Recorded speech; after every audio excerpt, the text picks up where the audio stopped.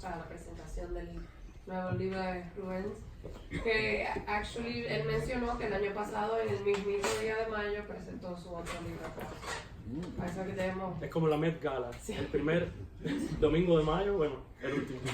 Bueno, quiero recordarles que el libro está a la venta en la registradora y que luego del evento nuestro autor va a estar firmando aquí de este lado. Y ahora, de todo, aquí quiero darle una cordial bienvenida a Ladislao Aguado, editor de Editorial Intermedia. Gracias.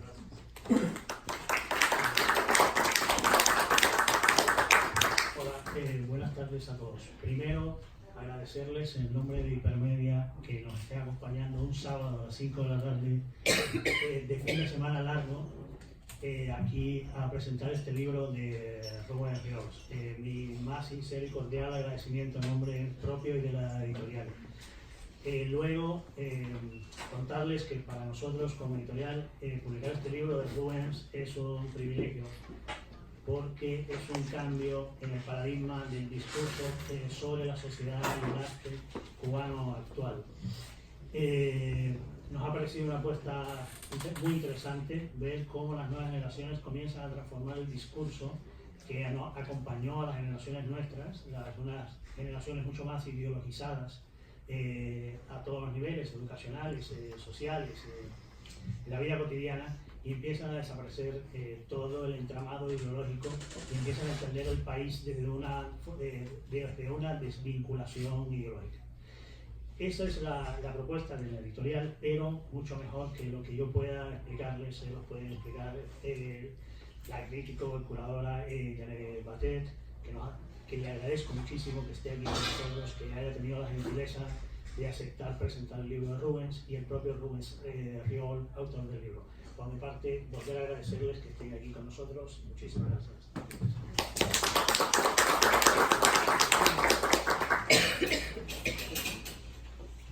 No sé, pero... Cristina. Se oye bien así, ¿verdad? Sí, perfecto.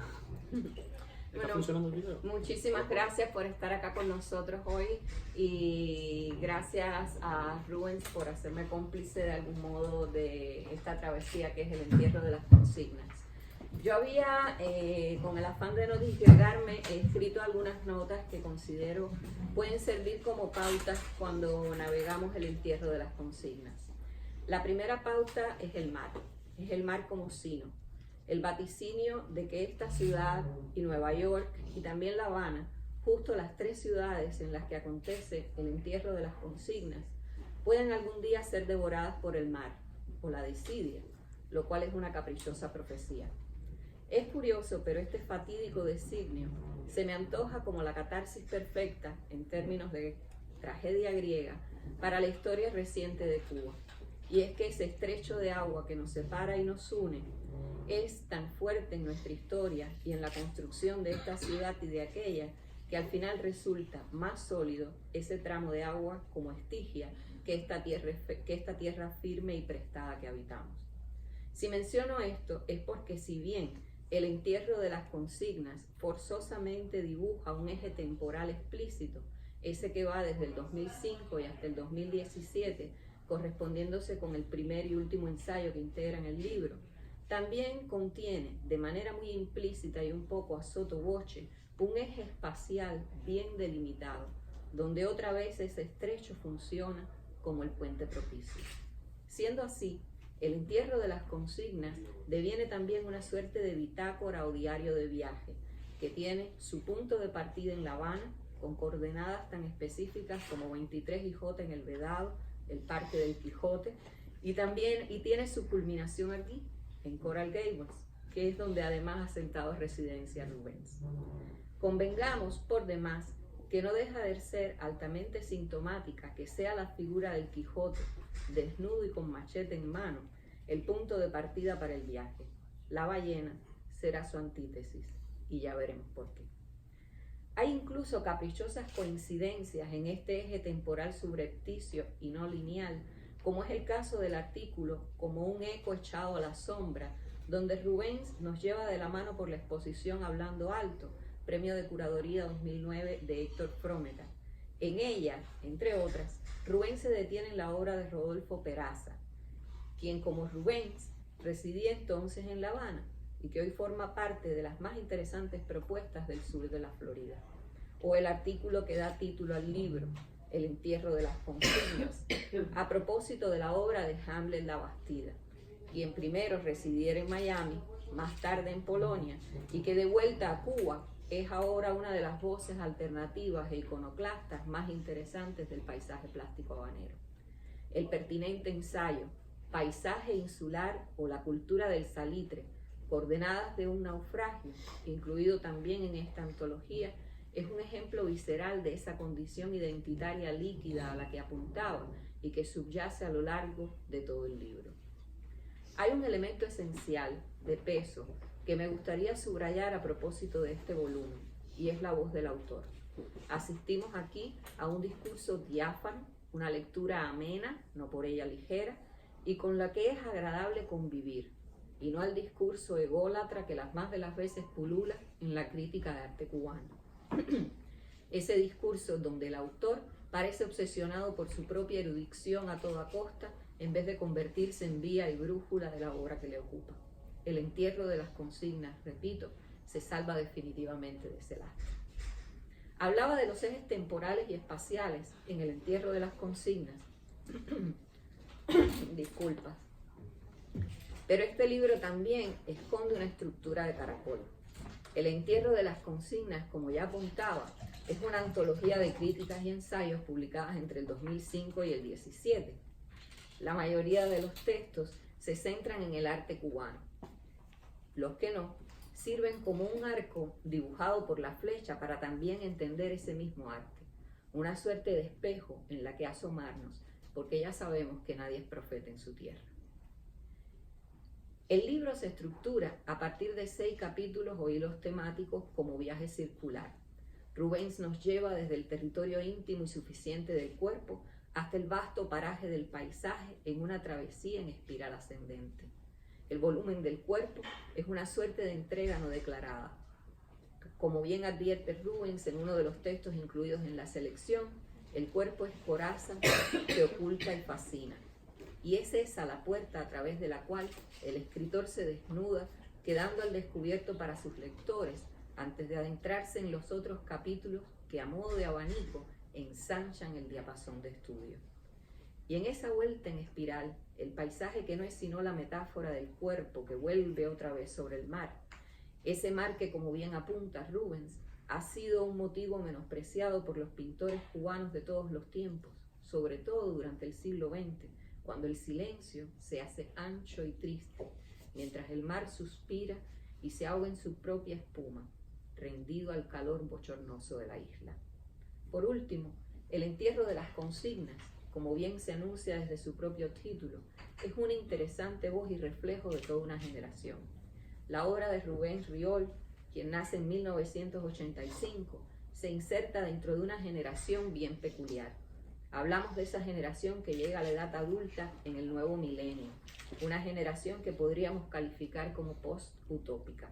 En el caso específico del acontecer cubano, esta generación crece en medio de la apatía, consecuencia lógica del desencanto y el cinismo de la generación que le precede. Si bien la generación anterior, esa de fin de siglo y que daba en llamarse la generación de los 90, se caracteriza como giro para con su generación precedente por el marcado cinismo y el uso de la metáfora y la elipsis obligada. Quería hacer una elipsis. Como herramienta al uso para la reformulación de poéticas todavía centradas en la vida y la sociedad cubanas del momento. En el caso de esta nueva generación, esa de la cual es Rubén exponente, el contexto inmediato ya no es el punto de mira. Hay una suerte de negación del territorio. Para esta generación, los supuestos logros y gestas de la denominada Revolución Cubana del 59 no son sino lecciones de historia lejanas, rancias, caducas, recibidas con entero desapego. Les asiste, pues, cuando enfrentando la realidad circundante, una suerte de mirada antropológica no exente de displicencia. Es esta la generación hija del poscomunismo y la globalización. Una generación que busca insertarse en la palestra internacional dominando la desterritorialización temática y el éxito comercial. Cuando me adentraba por primera vez en el entierro de las consignas, No pude sino atisbar cuántos azares concurrentes me unían a Rubens, a quien no conocía personalmente, pero al que inevitablemente me ataban coincidencias miles.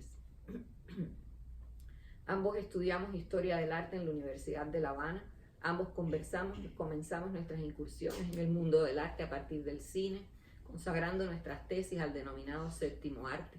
Cuando empezamos nuestras carreras como críticos de arte, ambos también nos sumergimos, como espejo, en el arte contemporáneo más inmediato, ese que bulle a la par que nuestra existencia y cuyos peligros, aciertos, desaciertos, desafueros, son más difíciles de prever, en tanto que hay un vínculo visceral ineludible que nos prima de esa mirada descansada, distanciada, que solo es posible con el paso del tiempo. Ambos, en ese intento, dejamos de algún modo nuestra impronta en esa generación del arte cubano de la cual fuimos partícipes en tanto sujetos de la vida cotidiana en Cuba y del quehacer artístico del momento. Ambos también hemos compartido espacio durante años con otros colegas en Galería 305, el suplemento dominical del Nuevo Herald dedicado a la vida cultural en el sur de la Florida. Hay otro azar concurrente, no menos crucial, que compartimos Rubens y yo a la par de otros tantos coterráneos. Ambos, como Jonás, fuimos en un momento dado arrojados de las fauces de la ballena para seguir nuestro periplo y nuestro cometido allende el mar. La pérdida del enclave originario obliga a la revisión identitaria que deviene con el paso del tiempo poliédrica. Cuba asoma como una arista dentro de esa nueva identidad, marcada por ahora nuevos espacios vivenciales, nuevas lenguas, culturas otras que devienen parte de nuestro acervo vital. Y como buen cetáceo, toda nueva experiencia es digerida de modo selectivo, enriqueciéndonos y redefiniéndonos a cada instante. En el entierro de las consignas se transpira también ese otro viaje, un viaje al interior, como adentrarse no en las fauces, pero sí en las barbas de la ballena. Y ahora que habla el cetáceo.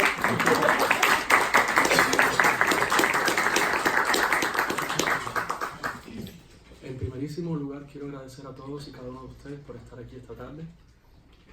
Siendo Memorial Weekend, entiendo que muchas personas, me escribieron cancelando porque tenían otras prioridades, las cuales entiendo, pero eso quiere decir entonces que los que hayan llegado hasta aquí hoy, aprecio muchísimo más su visita, su tiempo y su compañía. Así que, en primerísimo lugar, muchas gracias.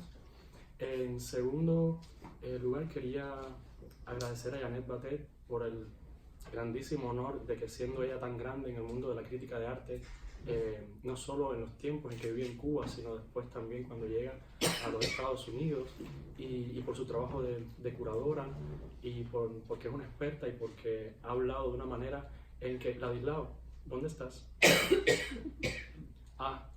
Vamos a sustituir entonces este texto por el prólogo que está en el libro, porque me ha dejado realmente, fue inesperado. Sí, yo me he quedado aquí escuchando. Sí, ¿no? Sí. Entonces, es interesante cómo ella se acerca al libro y cómo le da ese protagonismo al mar, que ciertamente lo tiene, esa distancia. Entonces, yo quiero comenzar diciendo que el entierro de las consignas. Ese título viene casualmente de un artículo que escribí sobre la obra de Hamlet Labastida, un artista cubano, como bien dice ella, residió en Polonia, de una exhibición que ella misma curó acá en Miami. Era una exposición increíblemente buena, y tanto fue así que entonces de ahí saqué yo el título que le daría sentido a todo el libro, coherencia a todo el libro, al concepto que vive ahí y que está en esas páginas. Entonces es otro azar concurrente, como diría Lezama, que casualmente ese título venga a la exposición que escribí y que curaste tú. Así que no podía ser otra persona quien estuviera aquí a mi lado hoy presentando el libro. Un placer. Gracias otra vez. Entonces, El entierro de las consignas es un título duro, como pueden entender, que habla, por supuesto, de esa distancia que toma el cubano de mi generación y que anda atomizada por el mundo. Prácticamente nadie de los que estudiara conmigo, por ejemplo, o con los que yo creciera en Cuba, están allá. Están algunos de ellos aquí hoy. Así que nada, cuando yo tenía 10, 12 años, mi abuela me obligaba a hacer las guardias del CDR. Para los cubanos que están aquí, supondrán entonces lo que eso significa. Demasiado prematuro mi bautizo de fuego en lo que era el tema de la vigilancia y todo lo demás. Entonces, e incluso yo firmaba, yo no tenía una firma propia en esa época, yo era muy niño, no tenía una cuenta de banco ni nada. Bueno, viví en Cuba como 30 años y nunca tuve cuenta de banco, pero lo que quiero decir es que era demasiado abuso que mi abuela me obligara a vigilar por la noche los barrios para que no vieran el enemigo histórico, no nos acechara y todo aquello, en fin. Estoy hablando entonces de una familia comunista en el amplio sentido de la palabra, que está muy agradecida supuestamente de todas las cosas que la Revolución Cubana les dio y que no tenían antes. Lo que claro, eso por el camino se fue torciendo y se convirtió en algo que se enquistó ahí y que es muy, muy desagradable. Pero bueno, sin tocar demasiado ese tema, yo me asombré cuando revisando todo lo que había publicado en los últimos 12 años, mi conciencia o lo que yo había sido capaz de expresar a través de la obra de los artistas era sorprendente, en el sentido de que yo tenía una ideología también apegada al socialismo y a todas esas cuestiones que me adoctrinaron y que me metieron por la cabeza de que tenía uso de razón. Entonces, yo coloqué a propósito el primer artículo del libro haciendo una lectura del Quijote de América, que es esa escultura maravillosa que hay en J23 en el Vedado. En primer lugar, porque cuando llegando a La Habana, siendo yo campesino, de la zona tabacalera, me llamó mucho la atención la escultura, me parecía realmente lindísima, y entonces ese artículo fue el primero que publiqué en mi vida, en cuestiones de artes plásticas. Sí, de cine había publicado antes, pero de arte había sido ese el primero. Y entonces cuando yo vuelvo sobre ese texto y hablo del Quijote, ustedes saben todo lo que eso significa, y yo ahí leía que si eran los rebeldes de los años antes de la revolución, y el pelo largo, y el color de la piel, que si era el mambí, el machete. Bueno, yo me metí en una lectura súper comunista de aquella obra. Y entonces quise rescatar eso para que se vea el contraste entre lo que era yo como pionerito, o sea, empezando la universidad primer año, publicando aquel texto sobre el Quijote, muy comunista, y todo lo que vino después. Ni siquiera estaba yo en Miami. Todo lo que hay en el primer capítulo de Eduardo Hernández y todos esos artistas cubanos, ya yo me auxiliaba de la obra de ellos para hacer catarsis y para decir, esto no hay quien lo soporte. O sea, el absurdo, el extremismo, la falta de todo, como digo yo. Entonces, nada, eso es sorprendente de cómo yo hice un switch, un cambio de conciencia, de ideología de alguna manera. Dejé de pensar en esa gratitud eterna por algo que yo realmente no viví. Yo nací con una crisis, con un hambre tan grande que no me quiero acordar porque creo que está volviendo a Cuba dentro de muy poco. Entonces, una de las obras que coloqué en el libro casualmente, a doble página, es Pan con Pan, una obra de Wilfredo Prieto, que habla justamente de la carencia, de todo lo que se ha vivido en Cuba siempre. Yo nací en los años 80, cuando quedaba un límite muy digamos, delgado, ¿no? De lo que era la bonanza y la maravilla y los mercados abarrotados de latas de leche condensada, bueno, toda esa historia. Y los 90 fueron unos años muy difíciles, no me quiero acordar. Entonces, nada, el libro es un poco autobiográfico en ese sentido. Es como, no hablo con despecho, pero me desahogo. Es como un exorcismo, quitarme todas esas musarañas, esos fantasmas de mis espaldas, porque realmente cruzar y darse cuenta de cuántas oportunidades, de cuánto engaño, de cuánta ceguera, de cuántas limitaciones, y de que la vida de uno es tan breve que si de pronto se consume de esa manera, como tantas personas quedan allá todavía, mi familia por ejemplo, es realmente triste, es muy tremendo eso.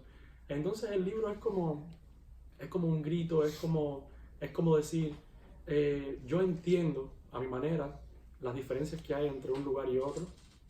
Escogí vivir aquí. Mi abuela, por ejemplo, estuvo 3 años sin hablarme cuando vine. Yo no le conté a nadie que venía para los Estados Unidos. Yo iba a un congreso en Puerto Rico y entonces decidí quedarme en Miami. Ustedes sabrán las razones. Entonces yo regresé a Cuba para reconciliarme con La Habana. Mi primer libro se lo dediqué a La Habana, esa franja azul y gris que siempre será mi casa. Ya no quiero que sea mi casa. Yo cambié radicalmente de referentes. No quiero saber mucho más de La Habana de lo que ya sé bueno, en fin. Entonces me reconcilié con mi abuela, que igual sigue sin hablarme porque ella es una persona compleja, pero de todas maneras sé que me quiere, aunque estoy aquí.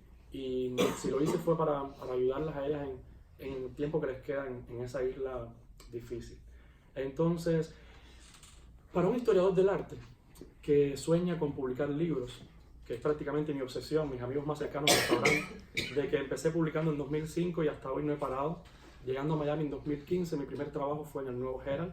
Entonces tuve la oportunidad de escribir los domingos sobre exposiciones de arte y los viernes me ofrecieron una columna sobre cine independiente que llevé durante un tiempo, que el amigo Hernán Vera, que está ahí atrás, es quien la está llevando hoy en día. Entonces, nada, este libro viene a ser un resumen de todo lo que he hecho hasta ahora por el arte, y yo creo que más que crítico, porque también quiero ser crítico, esa ha sido mi vida, ¿no? Pero también cuando uno es crítico, uno promueve, uno ayuda a colocar a las personas, a los artistas, a las obras en el mapa, a que las personas sepan que existen, y eso de alguna manera me da como satisfacción saber que fui un puente, que pude ayudar, que pude contribuir a que una obra de arte interesante, inteligente, pudiera tener un público mayor del que normalmente pueda tener. El entierro de las consignas, vuelvo sobre el título, ahora me dirán que soy el sepulturero del socialismo o algo así, de las consignas. Es un título caprichoso, pero que yo lo veo también poético. En muchos de los textos del libro van a encontrar ciertos rezagos de poesía, porque yo entiendo que cuando escribo sobre artes visuales, hablo desde mi sensibilidad. O sea, yo entrecierro los ojos, como enseñaba mi profesor en primer año, Orriña, que ya no existe. Entonces, miraba y empezaba a sentir. A partir de eso, entonces se me ocurrían como palabras clave. Y de esas palabras clave las ponía como en un lenguaje figurado. Y con eso era como el motor de arranque. Con eso yo empiezo a escribir un texto. En los primeros tiempos van a ver que hay un parrafito que está siempre como en letritas inclinadas. Y que es esa inspiración que llega de pronto. Y a partir de ahí empiezo después a deconstruir, a desmontar la obra de forma más dura y más seria. Pero es un libro lleno de sensibilidad. Igual también hay herramientas de interpretación, hay seriedad, hay rigor, hay profundidad, creo yo. Pero siempre voy tanteando como yo veo la obra, lo que la obra me transmite. Entonces voy empezando a endulzarlo por una parte y después entonces ya comienzo con el análisis verdadero. Con el cine voy distinto, es otro el camino. Con el cine yo digo el título de la película y a partir de ahí entonces empiezo a decir todo lo que se me ocurre, pero es análisis duro. Con el arte soy un poco más suave. No soy el tipo de crítico que le gusta como demoler o que le gusta sancionar o excomulgar. Yo no soy la Inquisición, ni quiero que exista una Inquisición nunca más. Yo trato de compartir lo que yo sé y lo que puedo interpretar con las personas, con el público, con los que van a las exposiciones de arte, los que leen la prensa. Y básicamente esa es la función de uno, es ser un intermediario más o menos enterado de lo que está pasando, porque tiene un background, porque tiene estudios, lecturas, que ayudan a las personas que quizás no las tengan tanto porque no se especializan en ese tema. Entonces uno les facilita un poco el discurso y tal, y les explica. Como Janet decía, el libro tiene 6 capítulos. El primero es dedicado al tema del cuerpo y del desnudo, que fue mi tema de tesis de historia del arte con Ana María, que es una amiga inseparable que además me ha cambiado la vida últimamente, porque después de tanto tiempo sin vernos, me ha dado la posibilidad me ha recomendado para un trabajo en el que estoy ahora mismo en la universidad, que adoro, en el que me divierto mucho, del cual hay mucha gente acá hoy, y después le agradezco a cada uno de ellos. Ladislao, pregúntale a Enrique del Risco, porque yo creo que Ana María, mi amiga, es la compañera que me atiende. No lo digan ni en broma. Mira, estamos en la misma oficina, en el mismo barrio, en el mismo gimnasio, en el mismo mercado. Entonces yo digo, cada vez que nos tropezamos digo, tú eres seguridad del Estado o algo por el estilo, porque ya es como demasiado. Yo enterrando consignas y después encontrándome con la compañera que me atiende a cada cuadra. Puedo decir lo mismo. Es muy así. Claro, es recíproco. Entonces, nada, el hecho de que ustedes puedan leer el libro, que puedan hacer este viaje conmigo, que entiendan entonces cómo el arte ayuda a desencartonarse de esas ideologías y de esa pesadez, ¿no? Que es estar obligado a pensar de una forma única cuando uno tiene cerebro y neuronas suficientes para crear su propia lectura de todo en la vida, crearse una opinión. Entonces, el socialismo va en decadencia. Está demostrado que todos los intentos se han ido apagando porque las personas no pueden vivir de esa manera tan terrible. Las carencias es prácticamente lo que el ser humano no aguanta. Hace falta agua, hace falta comida, hace falta dinero, hace falta salud, hace falta bienestar y confort. Porque si no, ¿de qué se trata? De estar agonizando toda la vida como un castigo. Si vivir es un regalo, vivir es algo que merecemos de verdad aprovechar al máximo. Entonces, la portada, si se fijan, es un niño que mira al horizonte. En el otro lado que no ven de la obra, pero que está en el marcador y en la pieza original, hay un faro. Entonces, cuando yo llego a Miami y me pongo a pensar el libro y hacer la estructura, yo recordé que había ido a una exposición de Gori, que es un artista cubano de los 80, aquella famosa exposición Volumen 1, y era una exposición antológica de toda su trayectoria. Y yo vi este cuadro, vi también la famosa pieza Piano Mecánico para una obra clásica que estuvo en Volumen 1, ahora no recuerdo el título, y me enamoré de esta pieza, me hice fotos con el cuadro. Y un día ya cuando estaba planeando el libro, me viene hacia a la mente y digo, yo quiero ser sutil, porque ya el título es bastante fuerte, de modo que yo tengo que buscar alguna manera de hacer que el producto en sí, el objeto libro, no sea tan duro, ¿no? Y entonces, la obra para mí significa mucho. El título es I Will, con puntos suspensivos, es como diciendo, no sé si volveré o algo así. Pero yo me sentía como ese personaje, mirando a la distancia, después de 3 años sin poder ir a Cuba, porque uno tenía la residencia permanente. Entonces, yo sentía nostalgia, sentía rabia, sentía ganas de volver, de ver a mi familia, de reconciliarme con ellos. Pero nada, es difícil. Entonces, creo que el libro, desde su portada, desde el título y todo, es un retrato de lo que siento estando allí. Entonces, lo interesante es la mirada al arte cubano desde esta orilla y ver ese proceso desde acá. Hace poco, por Messenger, cuando empiezo a hacer la campaña del libro, por cierto, yo sé que promuevo bastante, aunque algunos que están aquí quizás no lo han notado, al punto del desquicio, lo sé. Mi casera ayer, me quitó la Wi-Fi, porque parece que ella me sigue en las redes sociales y dijo, ni un librito más, vamos a terminar y vamos a cortarla por lo sano. Me quedé sin Wi-Fi, por eso es que prácticamente no pude publicar ningún otro anuncio de ayer para acá. Hoy en el gimnasio fue que estaba con Ana María, por cierto, que fue una clase de Zumba, me pongo a hacer pesas, y entre una cosa y otra me puse entonces a subir los últimos anuncios para recordarle a la gente que era hoy el evento. Entonces, nada, yo pudiera estar hablando siglos del libro. Tiene imágenes, que es algo para un libro de arte, digamos, no todos los libros de arte así, de este tipo, antológicos, tienen imágenes.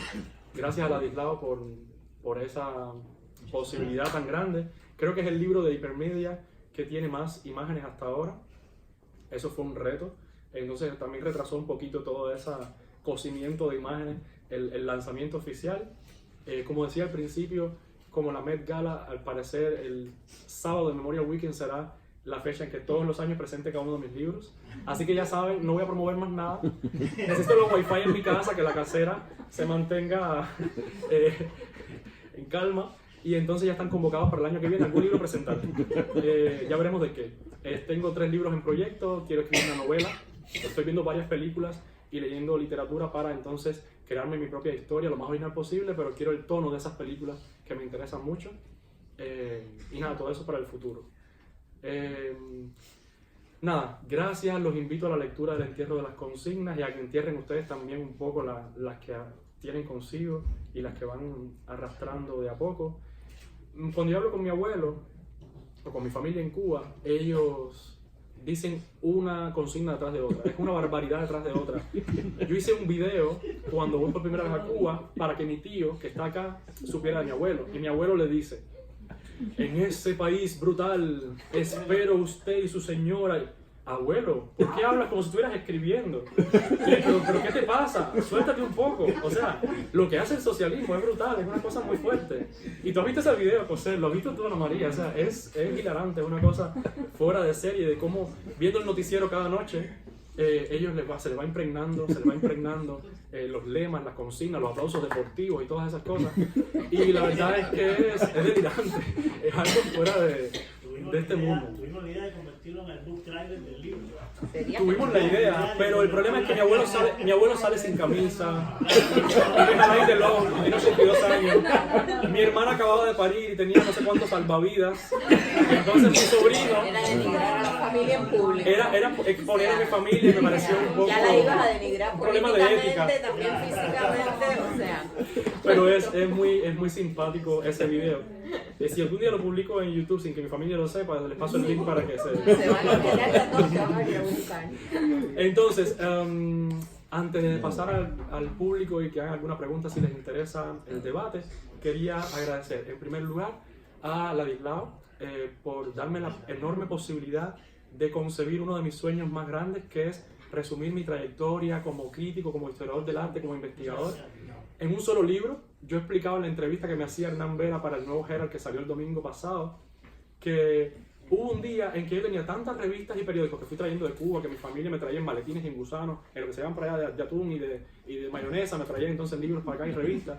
Y se me fueron acumulando tanto que donde yo vivo, que es pequeño, ya casi no podía entrar el sol por la ventana y yo dije, no, espérate, aquí hay que buscar una solución rápida. Y yo sé que esto trae cucarachas, o sea, los periódicos y tantos papeles de pronto son muy fuertes. Y yo dije, ¿cuánto cuesta? No. ¿Cuánto cuesta pagar pest control para que te hagan una fumigación? Entonces yo dije, hay que erradicar todos esos periódicos y resumirlo en esto. Ya tengo un librito en la cabecera de mi cama, esa en la mesa de noche, y tengo espacio, tengo luz y tengo un libro. Entonces creo que mejor imposible. Entonces, ya le agradecí a Ladislao, muchísimas gracias. A Janet de nuevo por estar aquí hoy. Me he quedado sin palabras cuando te escuchaba hablar del libro, del mar y todo eso, porque es una crítica muy aguda.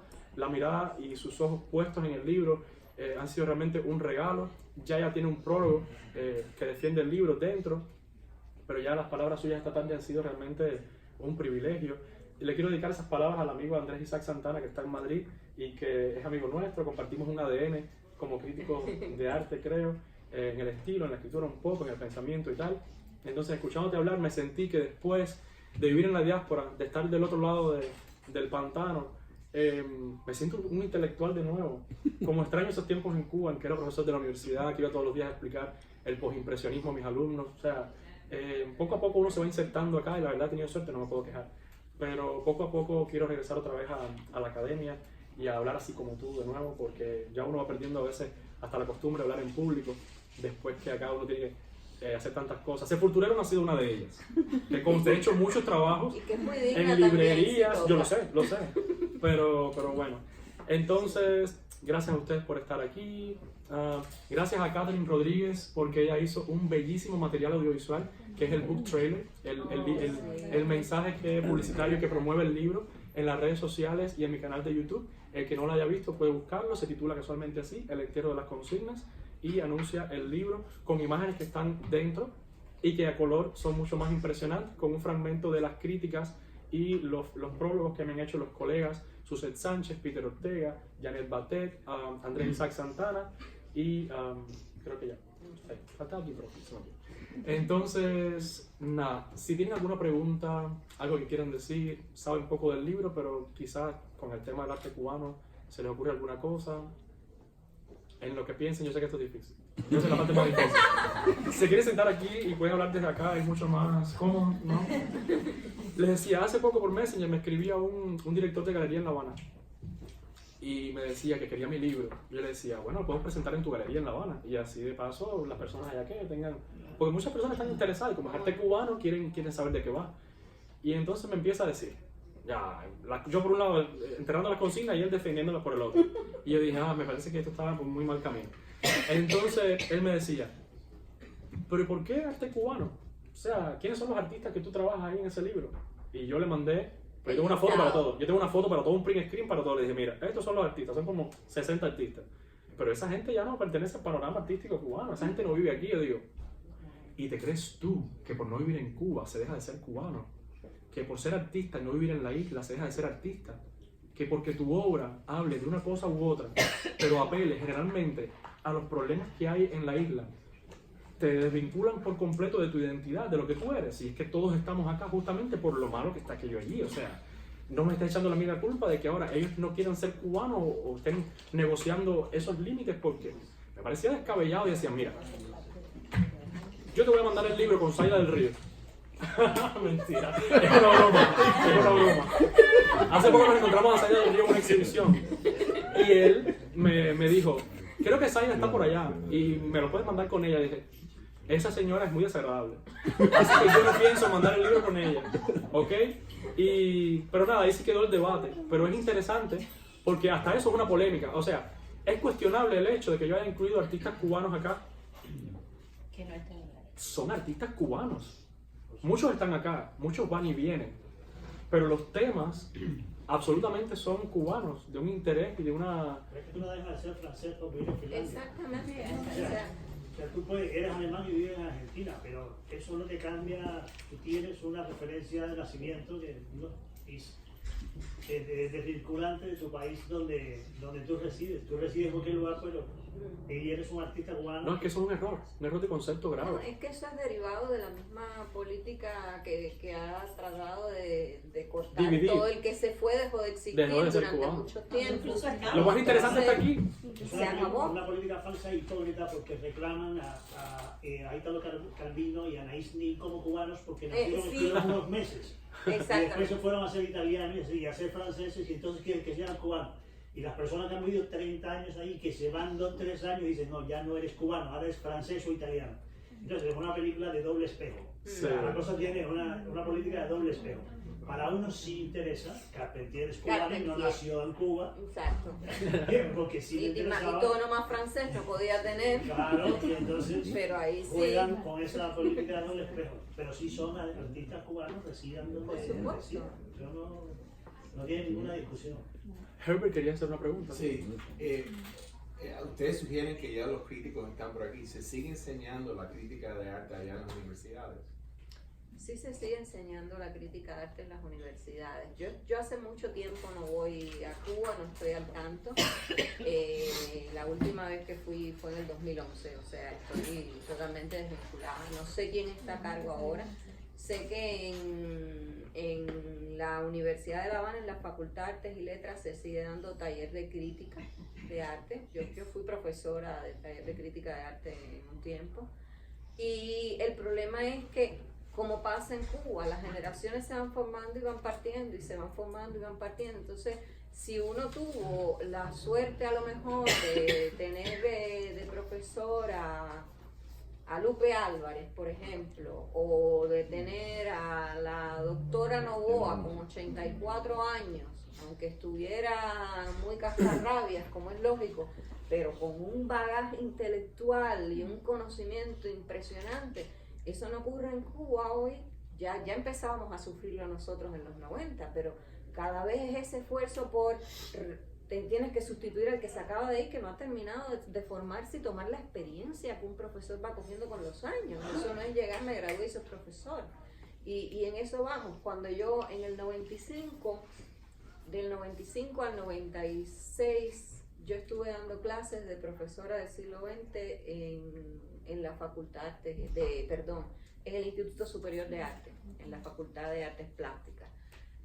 Yo agarré aquello porque Bárbaro Martínez, que era el profesor, se estaba yendo a Estados Unidos. Yané, aquí está, no sé qué, me dio mi gaveta, me fui con mi gaveta, 10.000 libros viejos y empiezo yo a tratar de armar aquello. Un año y medio después, voy yo donde está Dani Ojeda. Dani, coge la gaveta, me estoy yendo. No es posible. O sea, ¿qué posibilidad hay? Yo todavía estaba aprendiendo como profesora de esa asignatura, suelto. Dani, a los 2 años se fue también y perdí el hilo, pero estoy segura de que podríamos haber seguido hasta hoy el curso y no valía. Entonces, ese es el grave problema que tiene Cuba. Yo creo que por otro lado lo compensa la gran avidez por saber que tiene la gente que estudia. O sea, buscan donde no lo hay. O sea, yo recuerdo que y se lo comentaba a amigos aquí, cuando yo empecé a estudiar, no solo de materias, sino que el libro de Milán Kundera, salió el libro de Milán Kundera, no existía el libro de Milán Kundera, había una copia del libro que le habían fotocopiado a alguien. La cola en La Habana para el libro de Milán Kundera era importantísima y yo sabía que no me podía demorar más de 3 días porque a los 3 días me estaba tocando la puerta el que iba detrás de mí a recoger el libro. ¿Cuánta gente yo conocí que hoy son amigos increíbles? Porque en la cola estaban detrás de mí y me estaban diciendo, y hay otro libro paralelo que está corriendo, Desgarradura de Mills y Orán, corre que lo tiene Pepe en 25 yeles. Entonces cuando tú te explicas ese deseo, tú explicas por qué aún con las faltas y las ausencias y los desvaríos, porque también te pueden enseñar cualquier disparate, la gente logra encontrar el camino, porque hay una avidez cuando te niegan, tú tienes una sed de buscar que es increíble, y eso es, creo, lo único que se le puede agradecer a ese desmadre. Ese es justamente por las faltas. Por las faltas, justamente, por te provoca esa necesidad, esa Es el saciedad deseo, el de desarrollo. ir a buscar aquello que me niega, no puede Exactamente. ser, me acuerdo cuando nos enseñaron filosofía, la parte del idealismo subjetivo. En mi casa había una colección, mis padres eran unas polillas, de toda la historia de la filosofía, viejísima, pero estaba toda la historia de la filosofía. Y de buena a la primera, yo llego a la universidad y llegamos al siglo XIX y Schopenhauer no existe. Y yo decía, pero ¿cómo es posible? Y Nietzsche era nada más que para hablar que tenía que ver con el fascismo, porque habló de superhombre. Y yo me quedaba con todo aquello. Y entonces salías fascinada porque te leías más que nunca a Marcuse después, era como que tengo que buscar lo que me están escondiendo todo el tiempo. Eso es lo bueno a veces. Eso es lo único. Exactamente, eso es lo bueno a veces de la televisión que provoca que la gente busque y se desarrolle. Eso es lo más importante único. que hay. Exacto. Lo demás no es Lo un demás es un desastre. desastre, pero es verdad que te genera Esa avidez impresionante. Si a veces yo me siento y le digo a René, mi esposo, joder, si ahora tengo todo al alcance de mi mano, me doy cuenta de que no estoy leyendo con el nivel y ese está ahí. Porque hace falta restricción. A veces. Lo que hace falta es que este libro lo prohíban en Cuba, para que no se tenga que yo tenía miedo de ir a La Habana, a la Bienal, y llevar el libro, presentarlo, porque si me cogen con una maleta, y Con ellos el la última vez título. me lo hicieron y era un libro totalmente distinto. No. Una maleta llena de libros. Una maleta Cuando vean esto, la sospecha, la vigilancia, no voy a estar preso en el aeropuerto, eso no me gusta. No pasa nada, Para nada. te regresas para casa y te quitan los libros. Cuando sea ciudadano voy con más seguridad.